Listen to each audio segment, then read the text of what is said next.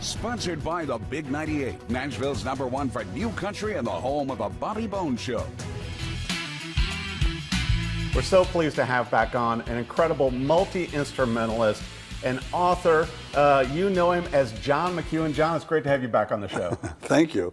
You know, I got to tell you, the new book, Will the Circle Be Unbroken, you know, that you did and utilizing the photographs from your brother and everything, what a great testament. 50th anniversary. How did that sneak up on us? Oh, man. It's the 50th anniversary is like, it seems like it was 10 years ago we did the record. Right. Because maybe it's because I've been talking about it for 50 years and people ask about it. Well, because everybody's still playing it 50 years later. I mean, it was such a groundbreaking thing that the Nitty Gritty Dirt Band accomplished, and you being a founding member. On the Amazon chart, and I know it's not the most important chart, but on 3 different charts, it's in the top 20 for the last 3 years. That's amazing. Thank you, Ken Burns. But right. Ken Burns, who wrote the forward to this book. I noticed that, and Ken is such a talent, and certainly with his, with the country music documentary that he did, and you were in. It was very nice of him to call episode 6, Will the Circle Be Unbroken, and I got to close it, and so that was fun. Well, and when you look back now, too, and we were talking on it, John, to where, you've been coming to Nashville for over 50 years, recording and being a part of things, but when you talked to, Earl Scruggs and everything and got them involved in the original music project. I was a visitor, yeah. But I mean, and you guys were like this, Nitty Gritty Dirt Band started out as a jug band, and you approached these seasoned country music artists going, hey. Well, Gary Scruggs, as it's explained in this book, he wrote a piece for it. He heard Mr. Bojangles on the radio, and he went to the store to buy the single, and it was sold out, so he bought the album. And he saw, oh, it's got some of Shelley's blues, and oh, that's got banjo on it. Oh, that's good. And he took it to his house, and he played it for his dad because he thought he should know about this group. Mm-hmm. And then he put on Randy Lynn Rag, which is a burning bluegrass instrumental. And after that, Earl said, I'd like to go see those boys. And a couple months later, they'd made arrangements with the Opry to get the night off, and they saw us at Vanderbilt in November or December. Gary and I could never remember which one it was. But then 6 months later in Colorado, I'd become friends with Earl, and I'm driving him home after a 5-day run at a club in Boulder, and I'm the last day.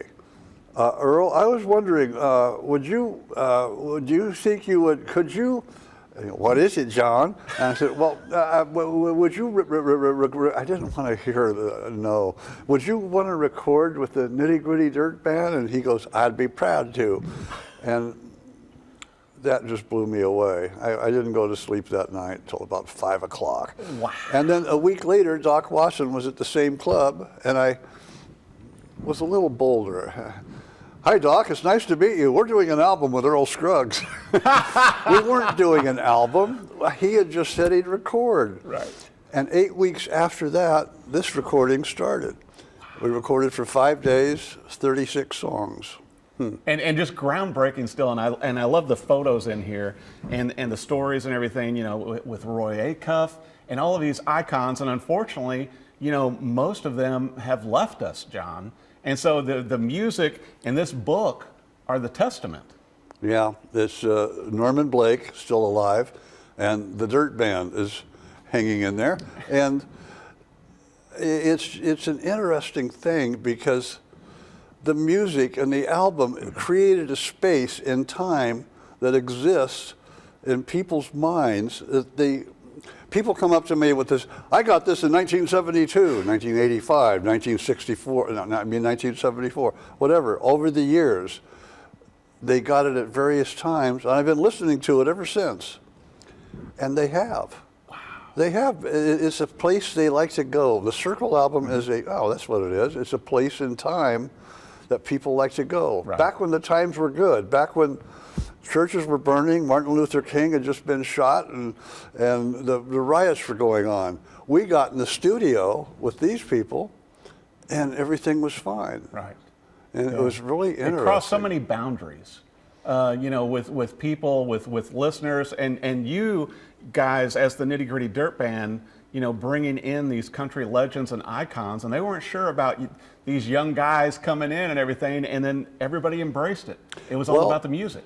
Jimmy Martin would, Louise Scruggs asked him, and he's signed on, he'd do anything. Everybody, Jimmy Martin, he thought everybody had a right to his opinion. And, hi, I'm Jimmy Martin, world's best bluegrass singer. You see my gravestone out at the cemetery? He put a gravestone up 5 years before he died. Here lies the world's greatest bluegrass singer. And he was great. He had so much fun, and he was really good. And people agreed with him. Yes, you are the world's greatest bluegrass singer. That's good marketing. And he and Maybelle Carter, I'd been a fan of since I got the Flatt & Scruggs do the songs of the famous Carter Family album when I was learning how to play. Right. And it was great. It's a great album. Go get it. And Earl called me up and said, I found a fiddle player that can handle everything. His name's Vassar Clements. I said, well, I didn't know Vassar's name. I said, can he handle it all? He goes, he'll do. Oh, okay. He'll do. Okay. Yes. And he did. I didn't know Vassar's music had been heard by me with Bill Monroe, Jim and Jesse, Jimmy Martin, Flatt & Scruggs, all kinds of people. Right. They didn't do album credits. No. And he got credit on this album right there on the left side. Amazing. He always said, tell your brother Bill thank you, every time I saw him. How incredible. I mean, for the next 30 years he'd say that. Because it gave him a career. Yeah. And got his name out there. Well, and I've got to bring this up too, John, with the book and with everything, and you've been touring, with your multimedia show, with the videos and everything going on behind, but you moved here to the Nashville area like a year ago. Yeah. And so you're a local now. It's interesting to not have to see if I can get late checkout because I want to hang out in Nashville. Yes, I've been coming here. I spent 2 years of my life in this town in hotel rooms. And that stopped a year and a half ago. And moved to Franklin. Mm-hmm. It's a great place. And it's a wonderful thing. It seems like you've been on the Opry a little more too lately. I've been on it a couple more times in the last, pre-COVID I did it, and then I did it in September. Pre-COVID is like a blank space. Yes. COVID was like compressed into 6 months, but it was 2 years. Oh, good. It's been a hard run, and that's why it's great to have you in studio. I was going to bring up also 17 years of doing your Sirius radio show. Oh, yes. I was talking to Mary Sue at XM. She's my boss, my overseer. I says, how long have I been doing this show? 12 years? And she goes, no, you were doing it when I came here 17 years ago. And anyway, yeah, it's a great run. The Acoustic Traveler Show on Sirius XM. Amazing. Once again, I don't know how you keep it all juggled, John. And then you're working on new music already that's going to be coming out this next year as well. I hope so. Compass Records has said they're going to put out an album, probably second quarter. It'll be my first solo album in years. Mm-hmm. And it's an album of poetry with film score music behind it, music that I put behind these various poems and stuff. It sounds boring, but I like to call it a rap album. I think it's amazing because it's interesting to me, John, to where, and some of our viewers may not know this, that John Carter Cash, Johnny Cash's son, had invited you a few years back when he was doing a book to complete a few of Johnny's poems. Yeah. And so now you're a co-writer with Johnny Cash. That's what he told me. It's on the Forever Words Johnny Cash album that came out last year. Dogs Are in the Woods. Kind of frailing the banjo and doing it. It's like a Grandpa Jones song. The dogs are in the woods and they're running. And anyway, it's about hunting dogs and all that. And he put a little band together. It was really fun. Well, and the maturity, of your music, even as a youth, always impressed me. And today, you just continue that on. I've got to ask you this, from back in your Disney days when you were, doing magic, do you still do any magic? I mean, are you including that in any of your shows? I haven't yet, but it's come close. There's a couple of things that I could do. What I do is I include some of the things that I did in the magic shop in Disneyland, right, where I worked for 3 years. And Steve Martin and I were there together, and that's where he started his act. But anyway, some of the, ladies and gentlemen, Rover, the world's smartest mathematical dog. Rover, what's 2 plus 2? Woof, woof, woof, woof. Come on, boy, one more. Stuff like that we would do all the time. Right. You want a sack or a bag with that? What's the difference? Well, a sack has an opening on the bottom and things fall out. A bag, let's put it in a bag. And anyway, it's just. Well, and you and Steve Martin have still done pretty well after all those years together. I produced his album, The Crow, which was really, he was really paranoid about that. And I said, Steve, you've got it. You just write 4 more songs and you'll be all your music. And we'll get a Grammy nomination. And we got a nomination and it won. Yes. So hooray. Yeah, I mean, Grammys, you got music in the Library of Congress. You've done pretty This well. album got into the Library of Congress and the Grammy Hall of Fame. Yes. And it's still there. They haven't kicked it out. I don't think they will. And I wrote stories that go with each of the photos, 150 photos that my brother took. He was Right. producing the album and managing the group, and he put the cover together.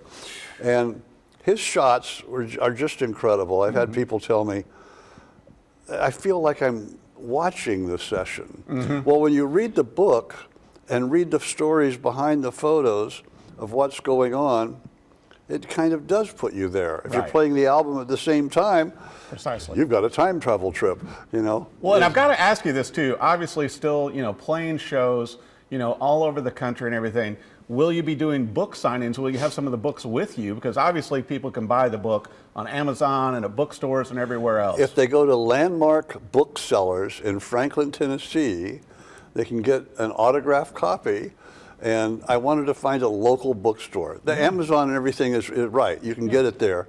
But Landmark Booksellers in Franklin, Tennessee is the local outlet, you might say.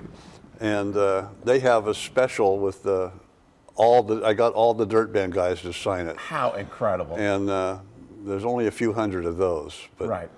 But what an incredible book. What a great thing that you put together in remembrance of an album that is just as powerful today as it was 50 years ago. Thank you. Yeah, I was reading it a while ago. When I finished it, I had to read the manuscript. Right. I couldn't put it down. And, it was like, it really captures a lot. I explain how records are made a little bit at the end and how the cover was made, because the cover made this record. Definitely. Made it jump out, made it. I have people that can say that they'll say that I saw that cover and I knew I had to listen to that record. Anyway, it's on chrome coat board, which is the thickest paper you could get at the time. My brother pushed for that. Wow. There's all kinds of good things about the album described. Right, and I think a lot of things that people didn't know, and I think particularly music people like myself, that have always loved the album. I like it that you sort of give the details that are not shown otherwise, John.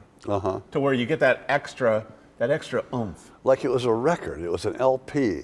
And you know that on the outside of the record, if a song is 3 minutes long, it might be 100 feet long. If it's on the last cut on the inside, it's only 75 feet long. And the turn is tighter. Right. And what problems does that create? You can't put the loudest song last, you have to put it out here. And it's fun to learn about. Well, I'll tell you what, it's an incredible book, and you definitely want to get your own copy, whether that is a signed copy down in Franklin or wherever you purchase books, and Will the Circle Be Unbroken, John McEuen, and also you're going to have new music. You're obviously going to have shows going on. I want to make sure our viewers know, John, where to go for your website, social media, all the great stuff you're doing. The next time you're on the Opry, where should viewers go? Well, I've got a week coming up in January that's really fun. I'll be in the 10 Angel, I think it is, or something in Richmond, and then in Durham, and then the Imperial Theater in Augusta, then in Atlanta, and then Boone, North Carolina. Wow. And at the Appalachian Theater of the High Country. And that's a nice little run. It'll be a lot of fun. And there's dates after that, but they're after that. Yeah. And everything's on the website and the social media. Yeah. You can't beat it. Well, John McEuen, thank you so much for coming on the show. Get your copy, Will the Circle Be Unbroken? If you want to know the behind-the-scenes stories, which are incredible, about the music that is in the Library of Congress and the Grammy Hall of Fame and continues to break ground. John, thank you for coming on the show. Thanks for having me.